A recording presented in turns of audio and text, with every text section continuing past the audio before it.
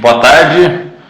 Então hoje é dia 10 de novembro, nós estamos começando mais um Tira Dúvidas ao vivo sobre dor crônica. Meu nome é André Marques Mansano e eu sou especialista no tratamento de dores crônicas. Então vocês podem, por favor, mandar suas perguntas que a gente vai ter o maior prazer em responder.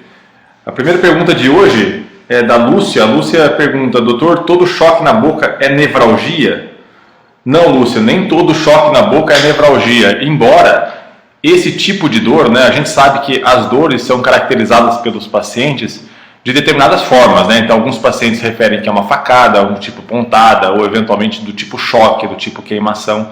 Especificamente, a dor do tipo choque, independente da região que ela ocorre, ela é muito característica de uma nevralgia, embora não 100%, mas é muito característica sim de uma nevralgia. Então, uma das mais comuns, se a gente for pensar em dor do tipo choque na boca, é a nevralgia do trigêmeo. A nevralgia do trigêmeo é uma das piores dores que o ser humano pode experimentar. Então ela é caracterizada por episódios muito rápidos de dor do tipo choque em alguma região da face, às vezes é na boca, e usualmente isso é desencadeado por qualquer estímulo, às vezes falar, às vezes comer, às vezes fazer a barba, no caso dos homens, às vezes se maquiar ou eventualmente escovar os dentes. Uma dor muito ruim. O tratamento da nevralgia do trigêmeo é o uso de medicamentos específicos como anticonvulsivantes. E quando isso não tem sucesso, nós podemos então utilizar os procedimentos intervencionistas,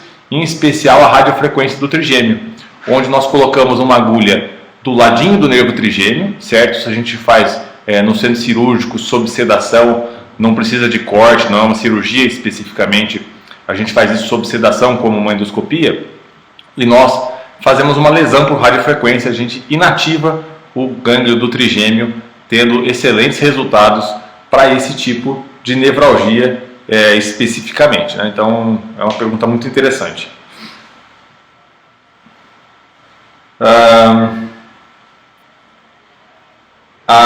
Aqui não tem o nome, não tem sim, a Vera Nascimento.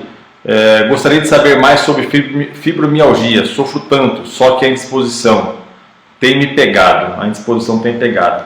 Então, Vera, a fibromialgia é uma doença bem frequente, Então ela causa no paciente muitas dores generalizadas no corpo todo, causa também um certo cansaço. O paciente refere que acorda, parece que um caminhão passou por cima, Agora, o que é importante, eu sempre bato na mesma tecla da fibromialgia, é o diagnóstico correto, Então, tem muitos pacientes, nos Estados Unidos, um estudo mostrou que 75% dos pacientes diagnosticados com fibromialgia não têm critérios para a doença. Isso é muito grave, por quê? Porque se a gente tratar um paciente como tendo fibromialgia e ele não tiver, a gente não vai ter sucesso no tratamento, Então é importante a gente identificar com precisão o que está causando a dor do paciente. Então, por exemplo, eu já falei isso aqui em outras vezes, mas problemas na tireoide podem causar dores generalizadas, deficiências de vitaminas podem causar isso, problemas na paratireoide, que é uma glândulazinha que regula o cálcio nos ossos e no sangue, também podem causar isso, e algumas doenças reumatológicas também podem causar dores pelo corpo todo. Então é importante que o paciente seja examinado de forma minuciosa, alguns exames complementares, às vezes de sangue, sejam solicitados, para que a gente consiga diferenciar o que é fibromialgia de fato e o que é outra doença especificamente. É muito importante que a gente faça essa distinção para a gente tratar de forma adequada. Vamos mais uma pergunta.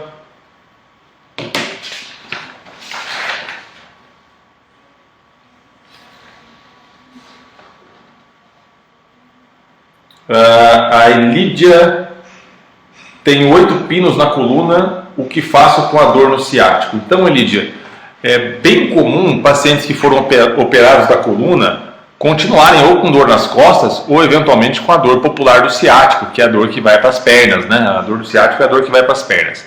Isso tem várias causas. Eventualmente, o que pode acontecer é que, da mesma forma, quando a gente faz um corte na pele, se forma cicatriz, na região da cirurgia, internamente, também pode se formar cicatriz. Nós chamamos isso de fibrose.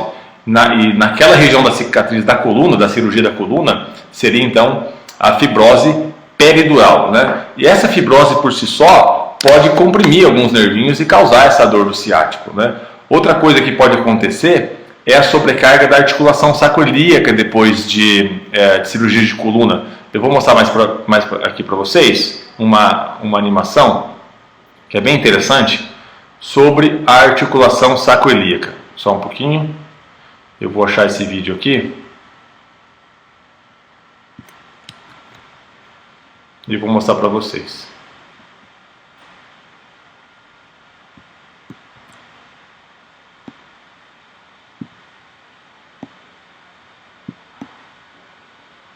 Só um pouquinho, colocando aqui no ar.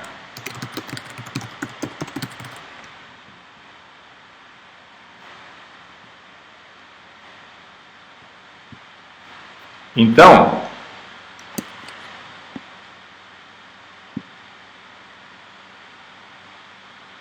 essa é a dor sacroiliaca. A articulação sacroiliaca é a articulação que fica entre o osso da bacia e o sacro, essa que está piscando aí para vocês, né? E com a cirurgia de coluna, às vezes altera essa biomecânica da articulação sacroiliaca. E essa articulação tem cartilagem, como outra qualquer, como a do joelho, como a do quadril, e ela está sujeita a ter processo de artrose também. E quando isso acontece, o paciente pode então ter uma dor nas costas, que eventualmente se irradia lá para as pernas, simulando uma dor do ciático. Só existe uma forma da gente ter certeza que a articulação sacroiliaca é a causa da dor. É fazendo o que a gente chama de bloqueio diagnóstico, né? Então nós colocamos uma agulha fininha dentro da articulação sacroiliaca, a gente faz isso guiado por imagem, né? Guiado pelo raio-x, e nós então injetamos uma substância anestésica na articulação sacroiliaca, e se o paciente tiver melhora da dor, nós temos certeza que aquela articulação era de fato a culpada pela dor, né? Isso é muito interessante, essa lógica do bloqueio diagnóstico. E se a gente identificar que a sacroiliaca é a culpada da dor, a gente pode fazer inclusive a radiofrequência da articulação sacroiliaca, justamente para diminuir esses sintomas do paciente. Bem?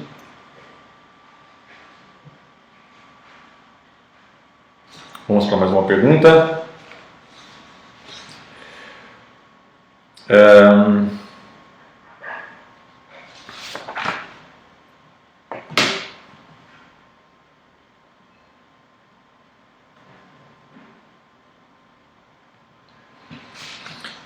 A Giselma, moro em Sergipe, eu sou uma ex-bancária aposentada, tenho 56 anos e ultimamente tenho sentido dores demais nas costas, embaixo dos pés, nas pernas, joelhos, enfim, acho que meu corpo inteiro. Quando não suporto, eu bebo um comprimido de Maxolid.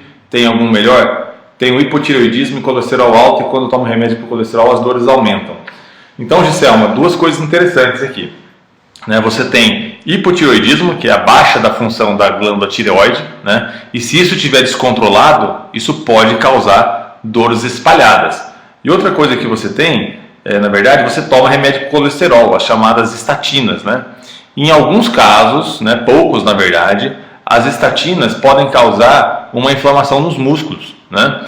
São poucos casos, mas pode acontecer. Então é importante que você retorne ao médico que prescreveu essa estatina, esse medicamento para o colesterol, até para afastar, para excluir essa possibilidade ou confirmar. É possível fazer um exame de sangue chamado CPK, que é uma enzima que é presente no músculo, que se ela estiver aumentada no sangue, sugere então que esse medicamento pode estar causando uma inflamação e eventualmente até uma destruição muscular, né? Isso pode dar dores espalhadas para o corpo todo, né? Então é uma coisa a se pensar. Com relação aos medicamentos, o Maxolid é um anti-inflamatório, né? É muito importante que a gente não tome medicamento sem orientação médica, e os anti-inflamatórios, eles têm como efeitos colaterais principalmente afetar os rins e o estômago, né? Às vezes causando até sangramento gástrico, né, do estômago. Então é muito perigoso usar anti-inflamatório de forma continuada sem orientação médica, tá bem?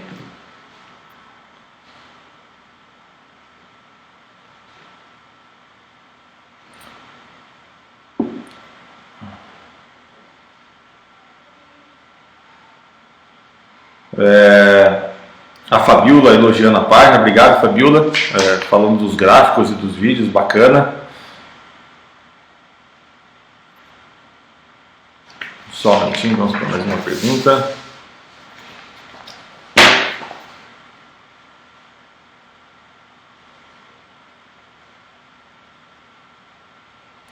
A Vilma dizendo, não consumo mais leite de vaca, só os vegetais. A densitometria deu osteopenia, tem alguma coisa a ver? Sim, Vilma, na verdade é importante que que a gente consuma uma quantidade mínima de cálcio na nossa dieta, né? Especialmente as mulheres, e especialmente as mulheres que estão em menopausa, que não tem mais aquela proteção do hormônio com relação à osteoporose.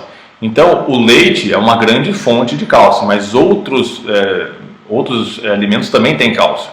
Se você estiver na menopausa e com osteopenia, é até indicado que você faça uma reposição de cálcio associada à vitamina D para prevenir que a osteopenia, que é uma pequena diminuição na densidade do cálcio no osso, se transforme em uma osteoporose, que é uma perda maior, entre aspas, da massa óssea, digamos assim, que as mulheres estão mais sujeitas a sofrer do que os próprios homens, né?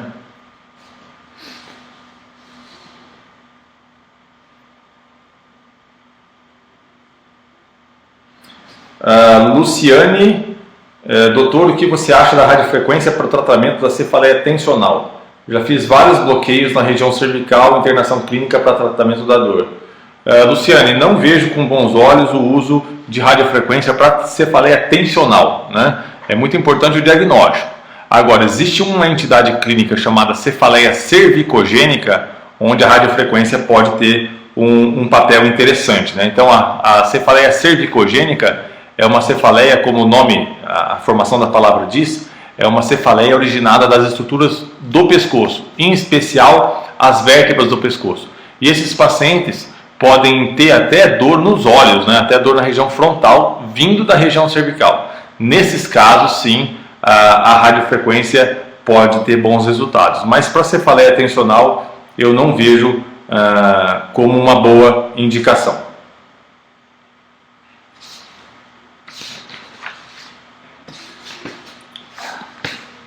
Só um pouquinho.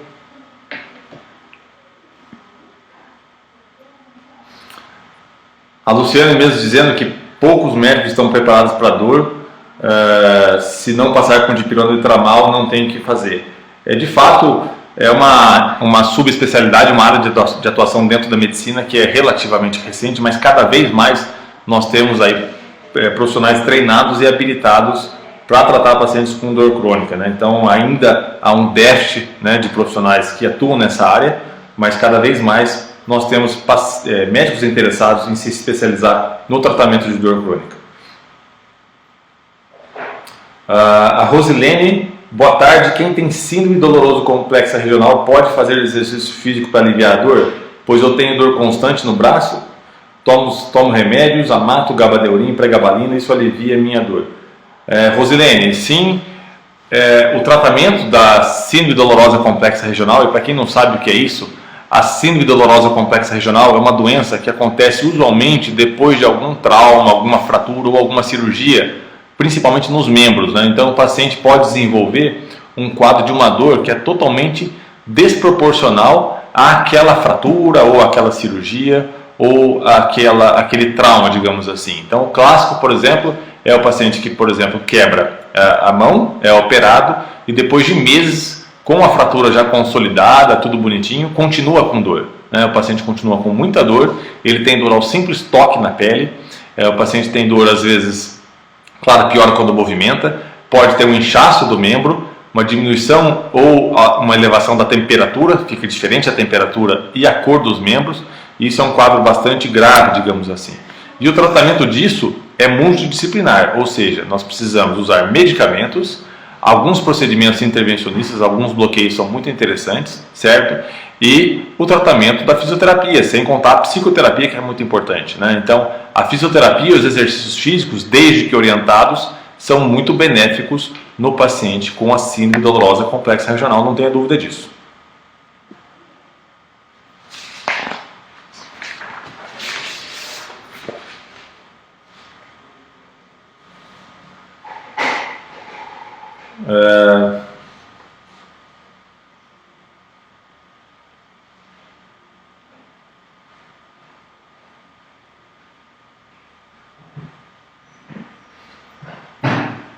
Vamos para mais uma pergunta aqui, só um minutinho.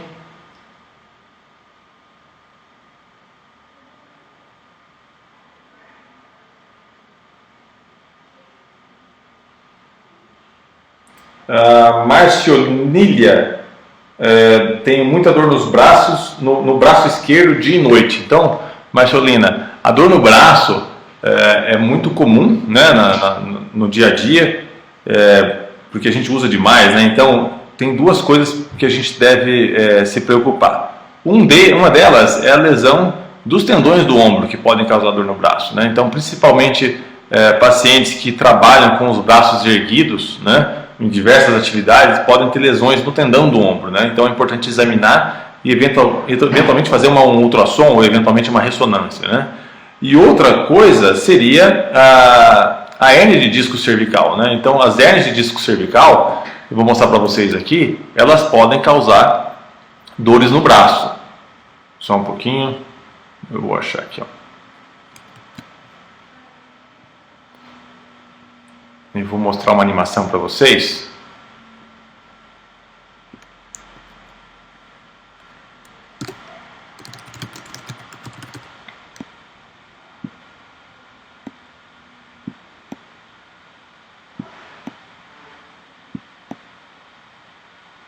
Só um pouquinho. Vou alterar aqui para a gente mostrar o que é hérnia cervical. Então, isso que vocês vão ver aqui é hérnia cervical, né? Essa região que vocês estão vendo é o disco intervertebral aqui movendo, né? A parte interna que é azulada. E à medida que o tempo passa, vai tendo uma degeneração do disco. E ele pode herniar. Herniar significa ele vir um pouquinho para trás aqui e ele pode pinçar o nervinho que vai para o braço, né? Então, mostrando aqui, ó, dependendo do nível da hérnia, o paciente vai ter dor em determinada região do braço, né? Então é importante examinar para ver se você tem isso causando as suas dores. E o tratamento disso pode ser medicamentoso e é muito importante que o paciente faça uma fisioterapia especializada, né? Isso é muito importante. Existem alguns procedimentos também que podem aliviar as dores secundárias a hérnias, né? Vamos para mais uma pergunta. A Cidinha perguntando se a síndrome do pânico tem cura e qual.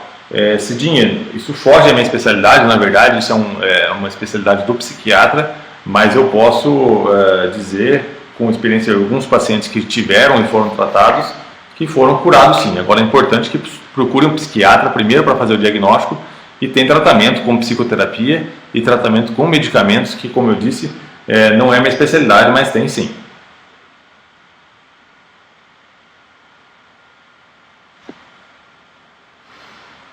A Pris Gouveia, por que a pessoa com dor, fibromialgia, precisa fazer atividade física? Então, Pris, a gente sabe que os exercícios físicos, principalmente os exercícios físicos regulares, eles têm uma capacidade de modular a função cerebral que é impressionante, inclusive as funções da dor. Então, depois de alguns minutos de exercício, o nosso corpo já produz endorfinas, que são analgésicos naturais muito potentes, né? Então, é por isso que o paciente com fibromialgia e com outros tipos de dores precisam fazer atividade física, sim. Como diriam os antigos, é um santo remédio. A Terezinha perguntando: tenho dores no pescoço, na base do crânio, que sobe pela cabeça até os olhos. Isso é enxaqueca ou fibromialgia? Terezinha, isso não é fibromialgia, então veja bem. Quais são as características principais do paciente com enxaqueca? Usualmente ele tem uma dor de um lado da cabeça, embora possa acontecer dos dois lados. A cefaleia tem uma característica de ser pulsada, né? Parece que aquilo fica latejando. Usualmente as atividades diárias, as atividades físicas pioram o quadro de dor de cabeça. O paciente prefere ficar num quarto mais tranquilo, mais escuro. O paciente pode ter fonofobia. O que significa isso? O barulho incomoda. Ou fotofobia, e o que significa isso? A luz incomoda, a claridade incomoda muito. E o paciente pode ter também a presença de náuseas e vômitos, né? O paciente fica muito enjoado, né? Nem todos os pacientes com essas características têm enxaqueca, mas essas são as principais características. Agora, essas dores no pescoço, na base aqui do crânio que sobe pela cabeça, isso me parece muito o que nós chamamos de cefaleia cervicogênica. Eu vou mostrar mais para vocês aqui, só um pouquinho. A cefaleia cervicogênica é um tipo de dor de cabeça muito pouco diagnosticado na prática clínica e tem bastante gente que sofre com isso. Um pouquinho que eu vou colocar uma aula aqui no ar, que vocês vão ver melhor o que é isso.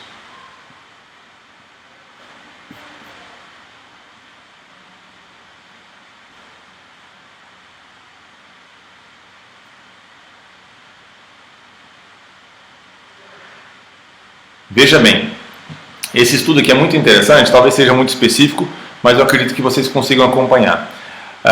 Alguns cientistas estimularam a articulação aqui na base do crânio, que é a articulação atlanto-axial entre a primeira e a segunda vértebra, e mostraram que o paciente pode ter dor não só aqui na nuca, que vocês estão vendo em cinza escuro, mas até na região dos olhos, né?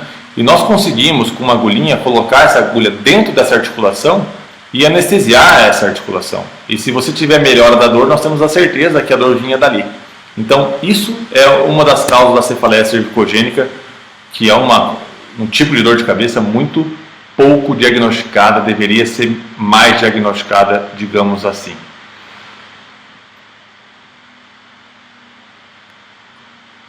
A Neuza Lorenzi, dor ciática, como aliviar? Obrigado.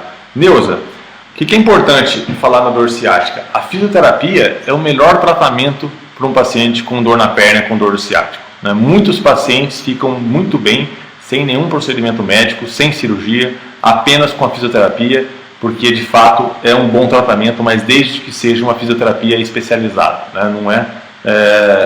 Não é aquela fisioterapia onde 10, 20 pessoas são atendidas ao mesmo tempo, é uma fisioterapia individual, é isso que resolve o quadro do paciente. Nos casos onde a fisioterapia não resolve, nós podemos lançar mão dos procedimentos intervencionistas. Atualmente nós temos um procedimento no Brasil chamado L-Disc, que foi inventado na Coreia do Sul, que chegou no Brasil aqui em setembro, e nós temos a possibilidade de colocar uma agulha dentro do disco, certo? E por dentro dessa agulha a gente coloca um catéter e a gente faz como se fosse uma cauterização do disco, né? Então a gente consegue regredir essa hérnia, regredir essa dor do ciático, apenas nos casos onde a fisioterapia e os medicamentos não resolvem.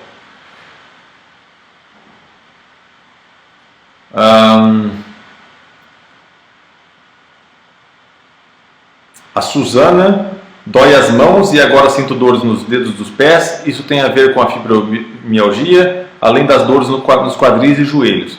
Então, Suzana, como eu disse anteriormente, é importante que se faça um diagnóstico diferencial, né? Que se faça um diagnóstico preciso.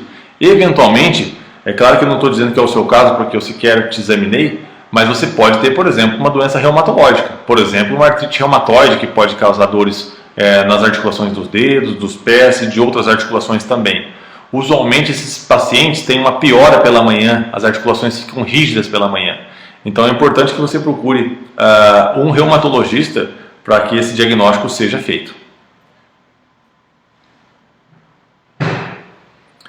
A Brenda dizendo, doutor, tenho fibromialgia e venho observando crises mensais e sempre uns 10 dias antes da menstruação.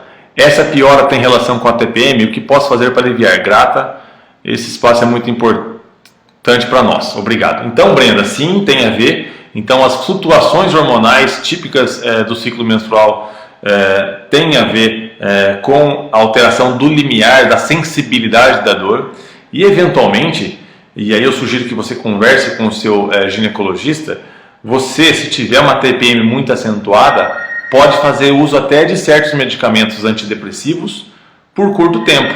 Às vezes, tomar uns 15 dias antes da TPM, isso pode ajudar bastante, mas é importante que você converse com o seu ginecologista a respeito disso.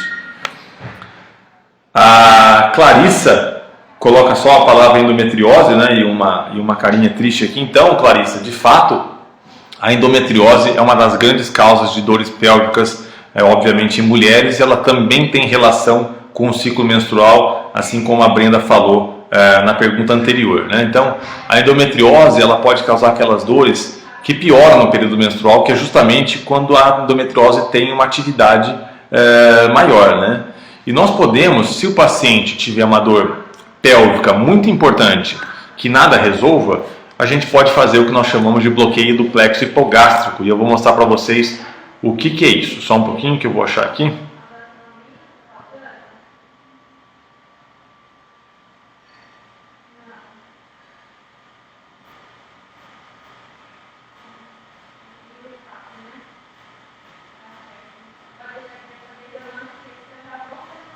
Então, o plexo hipogástrico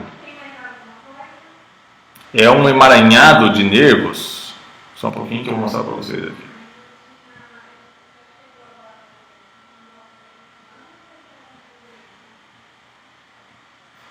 Aqui está o plexo hipogástrico.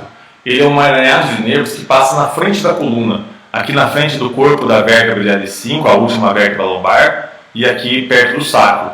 Então nós temos a possibilidade de fazer um procedimento que a gente faz guiado por raio-x no centro cirúrgico, que é colocar uma agulha aqui, vocês estão vendo aqui à direita a agulha em verde, na frente do disco intervertebral de L5 e S1 da última vértebra lombar e do sacro, pegando esses nervinhos que estão aqui representados em amarelo à direita, e a gente pode injetar uma substância que inativa esses nervinhos, que são os nervinhos que vão inervar os órgãos pélvicos, então que podem estar causando as dores na endometriose mais grave. A gente faz isso em pacientes que não têm alívio com o tratamento, entre aspas, convencional, né? Uma ótima pergunta.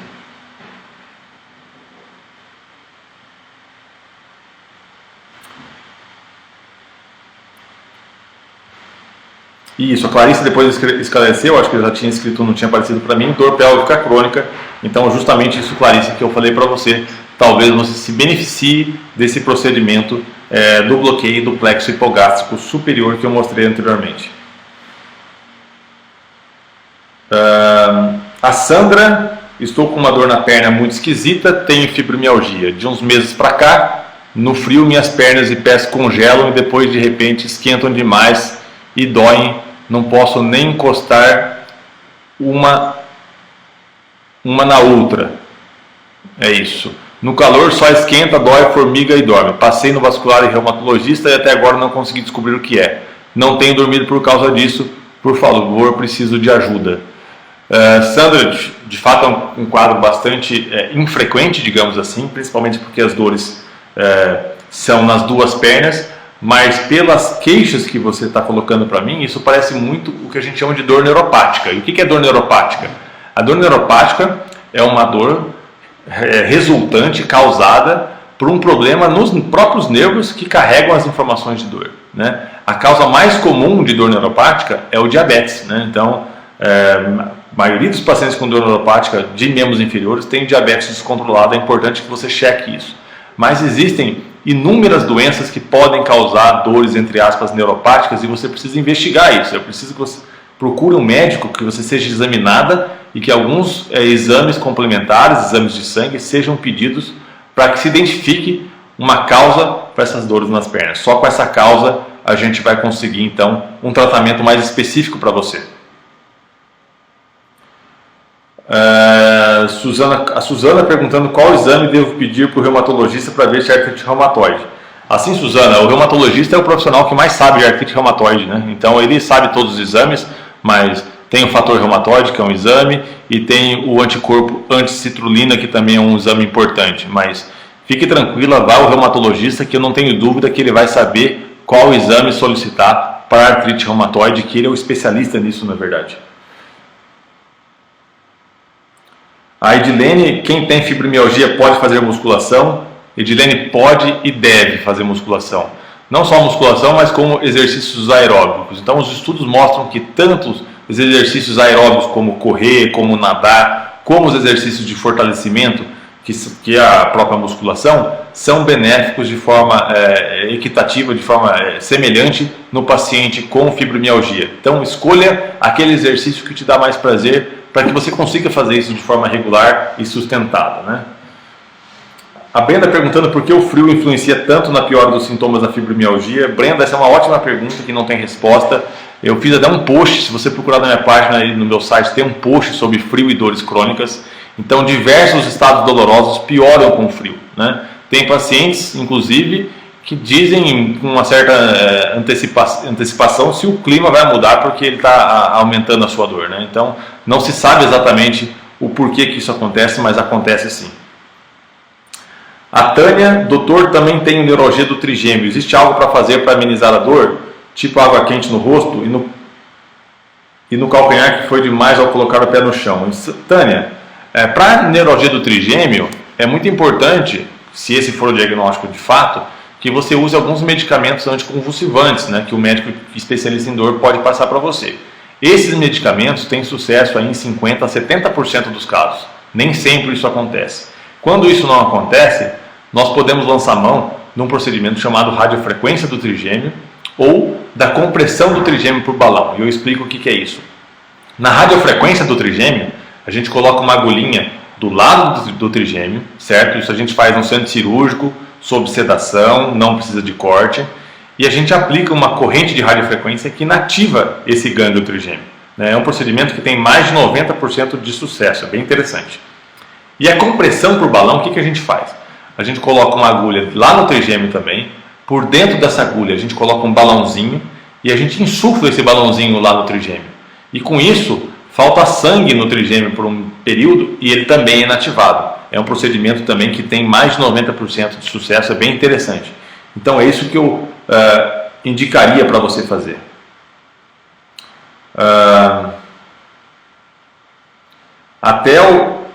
Como andar se meus pés doem demais? Hérnia de disco, fibromialgia e artrose. Então até questionando o fato de eu ter sugerido os exercícios físicos, porque ela tem muita dor nos pés. Então, Theo, existem exercícios de baixa sobrecarga, né? Então principalmente exercícios na água, natação, hidroginástica, então seriam os exercícios mais adequados para você.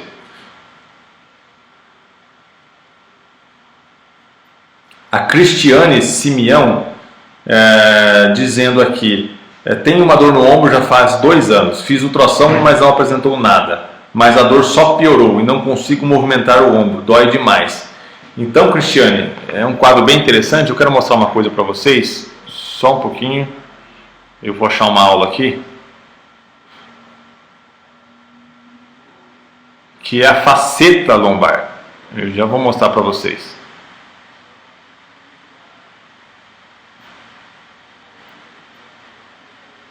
Só um pouquinho, isso aqui é muito interessante.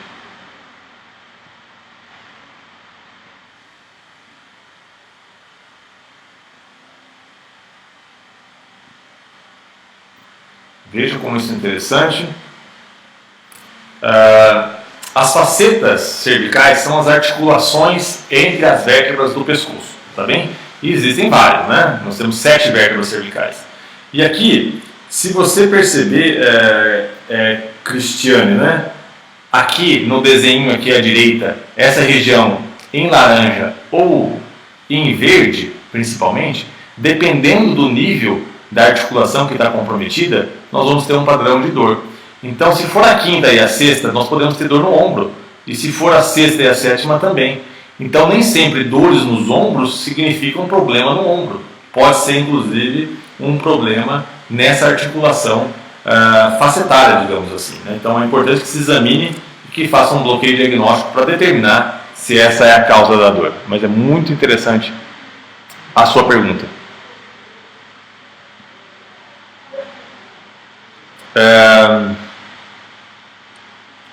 Só um pouquinho, mais uma pergunta. A Miriam, meu filho sofreu uma queda há 3 anos e fraturou o cóccix. Hoje ele sente muitas dores, praticamente todos os dias, e tem afetado as atividades dele. Ele tem 14 anos e estou muito angustiada porque não sei mais o que fazer. Nossa, Miriam, de fato, ter um filho com dores assim todos os dias é algo bastante angustiante, né? Então, essas dores no cóccix são muito incapacitantes, né? Porque piora muito quando o paciente senta, né? E a gente passa grande parte do tempo sentado. Eu vou mostrar, só um minutinho, eu vou achar uma aula para vocês. Só um pouquinho.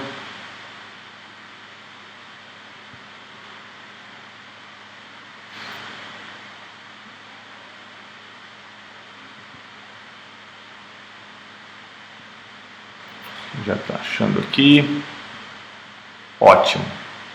Eu vou colocar aqui na tela para vocês.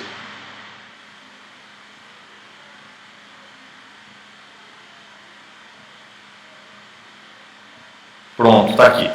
Então nós temos um gângliozinho que fica aqui no finalzinho da coluna, na frente do cóccix, bem aqui assim na frente do cóccix, né? Vocês estão vendo aqui em amarelinho, a última bolinha aqui do lado direito, que se chama gânglio ímpar, né? E nós podemos com uma agulha inativar esse gângliozinho ímpar, que pode melhorar alguns casos de dores no cóccix, né? Então, é uma sugestão, se o seu filho tem dor no cóccix, que passe por uma avaliação médica e, se necessário, se faça a infiltração desse gânglio ímpar que pode trazer alívio para ele.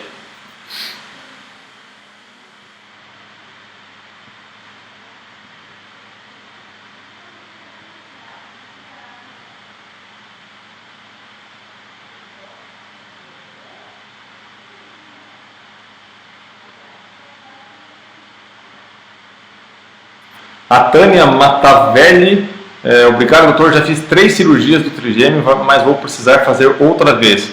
Nossa Tânia, de fato o seu quadro deve ser bem difícil, né? 3 cirurgias não é usual a gente ver os pacientes fazerem, mas se for necessário, claro, eu acho que você tem que fazer. A Cristiane aqui dizendo que tem uma protusão lombar na L5-S1. Há 2 anos também apresentou esse abaulamento lombar. Então, Cristiane, é muito importante que a gente saiba que nem tudo que aparece na ressonância é causa de dor, né? Então, tem vários estudos mostrando que a frequência de alterações na coluna em pacientes sem dor é muito grande, né? Então, se a gente pegar uma paciente, por exemplo, de 40 anos, ela tem mais ou menos 20% de chance de ter uma hérnia de disco ali sem dor nenhuma. Então, nem tudo que aparece na ressonância deve ser valorizado dessa forma, né? Isso é muito importante. Vamos para mais uma pergunta aqui que veio por e-mail.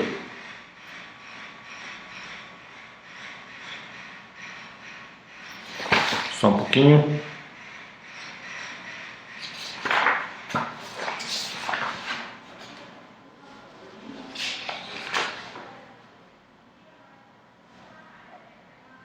O Fábio do Rio de Janeiro perguntando se o senhor já ouviu falar de algum procedimento que retira a hérnia através de uma agulha. Sim, Fábio, existem alguns procedimentos que fazem nesse sentido. O mais moderno deles é o que chegou no Brasil em setembro, chamado L-Disc, né? Então a gente coloca uma agulha dentro do disco, por dentro dessa agulha a gente coloca um eletrodo, um probe, que ele consegue cauterizar a hérnia, né? Então a gente faz isso sem a necessidade de cirurgia, sem necessidade de internação, sem anestesia geral. Então é um procedimento bem interessante, mas é preciso examinar o paciente para ver se de fato ele se beneficia disso, né? A Clarissa, doutor, por que a endometriose faz sentir dor sentada? Minhas ressonâncias deram normais e a ultrassonografia de altíssima resolução e endometriose profunda. Gostaria de saber se tem relação com o horário, pois à noite piora. Então, Clarissa, essas situações posicionais podem acontecer, às vezes porque a endometriose passa a comprimir alguma estrutura porque você mudou de posição, né? E com relação ao período, o que acontece é que nós temos a produção de cortisol, que é um potente anti-inflamatório natural, que ela altera de acordo com o dia, né? E é possível que à noite o seu cortisol esteja mais baixo e tenha um poder anti-inflamatório mais baixo, e por isso que as dores pioram à noite.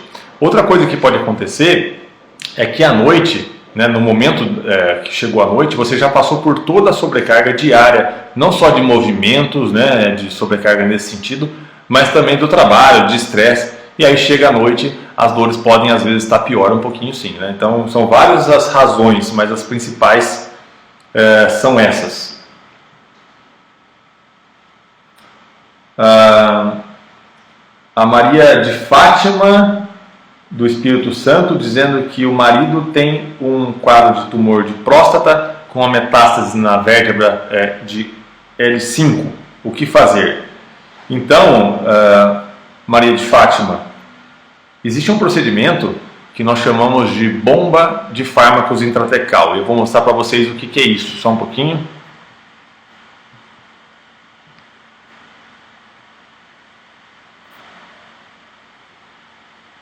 Só um minutinho.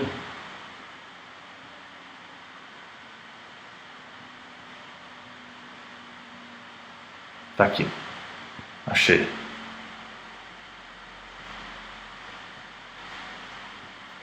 Então essa é a bomba de infusão de fármacos. O que a gente faz? A gente coloca um catéter dentro da coluna do paciente, tá bem?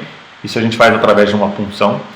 E esse catéter, ele é ligado a um reservatório que fica debaixo da pele do paciente, como se fosse um implantezinho de um marca-passo. e ali tem um reservatório com medicação que fica infundindo medicação na coluna do paciente 24 horas por dia, né? E essa medicação nesse local, na coluna do paciente, ele tem 300 vezes mais potência do que a medicação, entre aspas, via oral, né? Então é muito interessante, principalmente para esses casos de dores que nós chamamos oncológicas relacionadas ao câncer, que nada resolve. É um procedimento bem interessante para esse tipo de paciente, sim.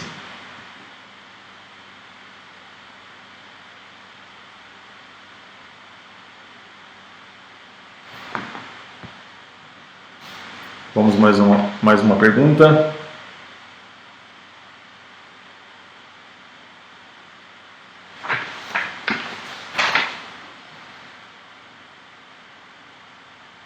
A Melissa, bom dia. Não, isso, bom dia. Se a vertebroplastia pode ser feita em fratura de corpo vertebral? Sim, Melissa, eu vou explicar para vocês o que acontece. Deixa eu pegar um vídeo para vocês aqui que é bem interessante. Só um pouquinho.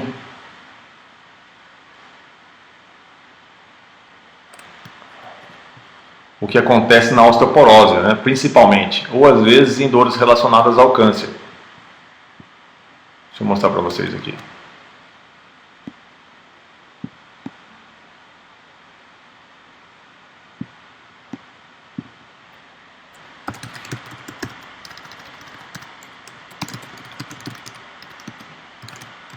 Só um pouquinho. Então, o que acontece na osteoporose? Acontece na osteoporose é que com o passar da idade e com o início da menopausa, existe uma perda da quantidade de cálcio no osso, né? Então, como vocês estão vendo aqui no vídeo, né, o osso vai ficando fraco e vai tendo microfraturas. Em alguns casos, o que pode acontecer é a vértebra achatar. Às vezes, só o simples fato de passar, ó, veja como achata. O simples fato de passar num quebra-molas ou abaixar para pegar alguma coisa, a vértebra pode achatar. E isso causa uma dor insuportável. Para qualquer movimento, o paciente tem dor. E a gente pode, num procedimento também, sem cirurgias, colocar uma agulha dentro desse corpo vertebral, dentro dessa vértebra que está fraturada, e injetar ali o que nós chamamos de cimento cirúrgico, que é uma substância específica que vai, entre aspas, colar a vértebra. É um procedimento também bastante interessante nesse sentido, e o paciente costuma ter uma melhora muito importante. Então, nós chegamos ao fim de mais um Tira Dúvidas. Eu espero que vocês tenham aproveitado, e na quinta-feira que vem, nós estaremos aqui novamente às 13 horas para tirar mais dúvidas a respeito de dores crônicas. Boa tarde a todos.